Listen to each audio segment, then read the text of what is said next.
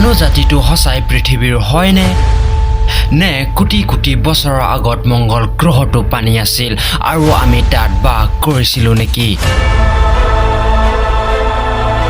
আৰু হ'ব পাৰে মানুহে টেকনলজি বিকাশ কৰাত ইমান ব্যস্ত আছিল যে হিহঁতি গমেই পোৱা নাছিল যে সেই টেকনলজিবোৰে মংগল গ্ৰহৰ বায়ুমণ্ডল নষ্ট কৰি আছিল আৰু এনেকুৱাত মংগল গ্ৰহৰ বায়ুমণ্ডল বহুত বেয়াকে নষ্ট হ'ল আৰু তাৰ পানী শুকাব ধৰিলে আৰু মানৱ জাতিটো বচাবলৈ সাইন্টিষ্টে এটা স্পেচশ্বিপৰ জৰিয়তে পৃথিৱীলৈ আহিছিল আৰু এই স্পেচশ্বিপ ইমানেই শক্তিশালী আছিল যে পৃথিৱীত খুন্দা খোৱাৰ বাবে এটা বহুত ডাঙৰ ধামাকা হ'ল আৰু ডাইনোছৰ পৃথিৱীৰ পৰা লুপ্ত হৈ গ'ল আৰু তাৰ পিছতে মানৱ জাতিৰ আৰম্ভণি হৈছিল নেকি বন্ধুসকল আপোনালোকে কি ভাবে কমেন্ট বক্সত আহি নিশ্চয় জনাব হয়তো এই ঘটনাটো শুনিবলৈ এটা কাল্পনিক লাগিছে কিন্তু হয়তো সঁচাকে এনেকৈ হৈছিল নেকি এই কথাটো আজিলৈকে কোনো গম নাপায়